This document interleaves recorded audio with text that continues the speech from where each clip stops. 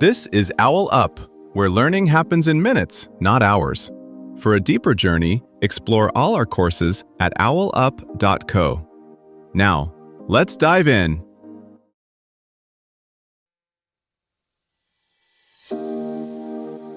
Welcome to Chapter 3 of Minimalism, Own Less, Live More, where we're diving into the digital world that's probably cluttering up your life more than you realize.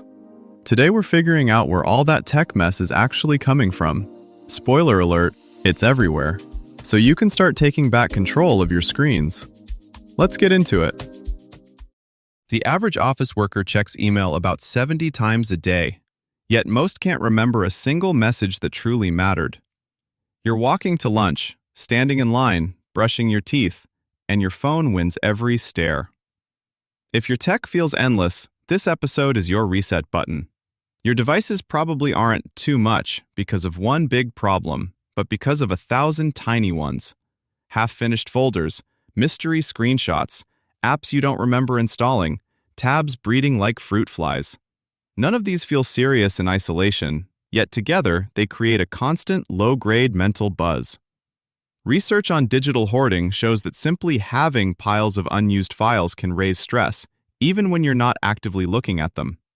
The brain reads all that clutter as postponed decisions: keep or delete, reply or ignore, read or save for later. Today's focus is reclaiming that decision space. Instead of trying to use your phone less in some vague way, you'll design a lighter, more intentional digital environment, one where the tools you keep actually earn their place and everything else quietly disappears. You don't need a personality makeover to change how tech feels. You need better defaults. Right now, many devices arrive tuned for maximum interruption. Every app assumes it deserves a banner, a ping, a red badge. That's not a character flaw, it's a design choice you're allowed to renegotiate. Studies on digital diets show that even short, structured breaks from feeds and alerts can shrink stress and restore focus surprisingly fast. Think of today's session as rewriting your operating manual. We'll quietly downgrade what drains you and upgrade what supports you, so your screen time starts to match the life you actually want. Digital minimalism starts with one blunt question: what is this helping me do that I actually care about? Not, could it be useful someday, but does it regularly move the needle on work, relationships, health, or genuine rest? That's your new filter for everything with a screen. Researchers who study attention talk about cognitive load. Every extra stream of information, even if you're ignoring it, claims a slice of your mental bandwidth. A dock full of apps, a desktop full of icons, 30 tiny badges on your home screen. Each is a soft tug on your working memory. You don't experience it as a scream, more like a room where everyone is whispering your name at once. Instead of trying to wrestle with willpower, I should check my phone less, digital minimalism changes the environment so the path of least resistance is also the one you want. That might mean tool consolidation, one notes app you truly trust instead of 5 you half use. One primary messaging channel with clear expectations instead of being reachable everywhere all the time. Streamlining inputs. You probably don't need breaking news from 12 outlets or newsletters from every conference you ever registered for.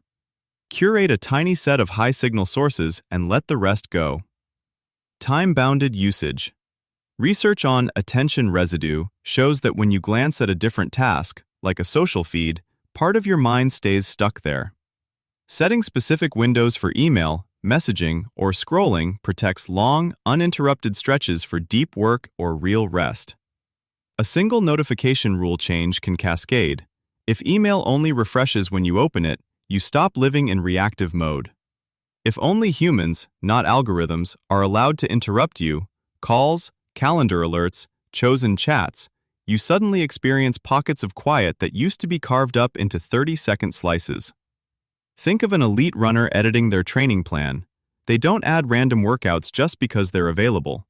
They strip away anything that doesn't support speed, recovery, or durability. Your digital life works the same way. When every app, feed, and file has to justify its place, what remains is lighter, faster, and strangely calming. You can treat this like editing a playlist instead of your entire life.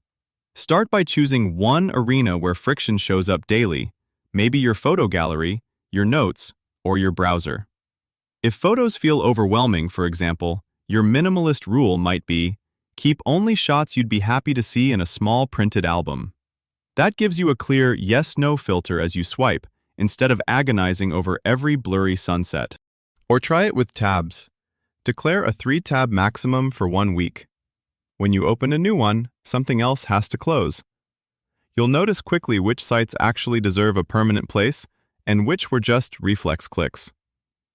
Many people find that once a single area feels cleaner, their standards quietly rise elsewhere. A tidy Notes app makes a chaotic desktop less tolerable.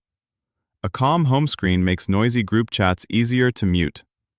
You're not chasing perfection, you're testing how little you need before things start working better than before. A future shaped by digital minimalism may feel less like a constant broadcast and more like a studio you walk into on purpose. Interfaces could dim when your stress markers spike, feeds might pause instead of autoplaying, and work tools may surface only what's needed for the current task, like a stagehand passing a single prop to an actor. The open question: will we demand these calmer defaults, or will they stay pro options for a small group who opts out early? Digital minimalism isn't about becoming a monk with Wi-Fi. It's about making space for things you didn't realize were crowded out. Slow walks, deeper projects, unhurried conversations. As you strip away excess pings and pixels, notice what grows in the gaps. The experiment isn't, can I use less tech? But, what returns when my screen stops shouting? Before next week, ask yourself, which 3 apps or sites on my phone drain my energy the most, and what would happen this week if I deleted them or moved them off my home screen for just 7 days?